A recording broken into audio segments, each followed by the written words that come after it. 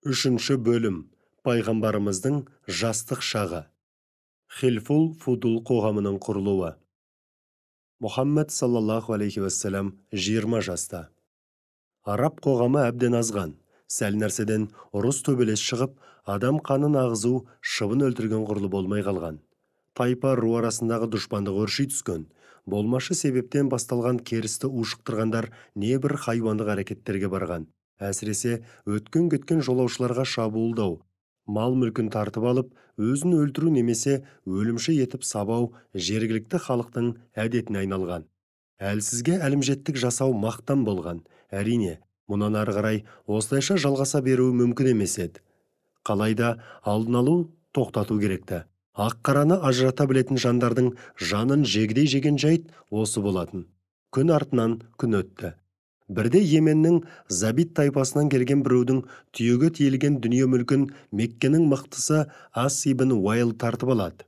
Жәбірленуші айналасындағы жұрттан көмек сұрап жалбарынса да, оған ешкім мойын бұрмайды. Ақыры болмаған соң, Әбу Құбайс тауының басына шығып, жапа шеккендігін айтып, айқайлап Құрайыштықтарды жәрдемге шақырды. Құрайыш ақсақалдары ары қарай үнсіз қалудың ұят боларын ұғып, амалын қарастыруды ұйғарды.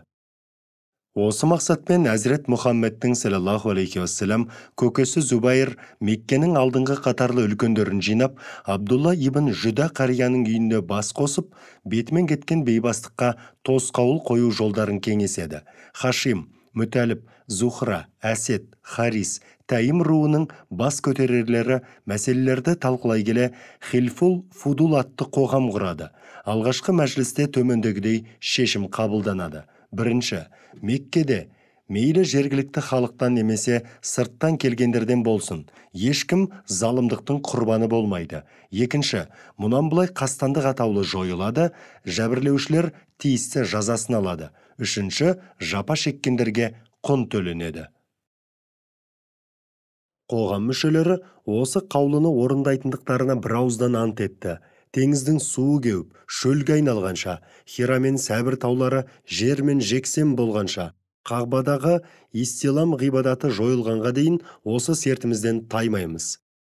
Қоғамның атауына келер болсақ, хилф ант, уәде дегенді білдіреді, ал фудул фазылдар, яғни дәріптелгендер.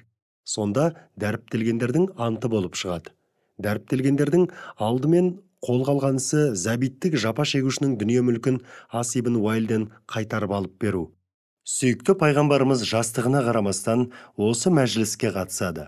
Бұл пайғамбардың сол шақтақ келелі пікір иесі, әлсіздердің, жәбір жапа көргендердің жақтаушысы екендігінің белгісі. Мейірім мен рақымдылықтың үлгісі болған, оның тұла бойы тұнған адамгершілік пен көркем мінез құлықтың, әсем қасиеттердің өнегесі еді. Ол дүниеге өз сөзімен айтқанда парасатты паш ету үшін жіберілген еді.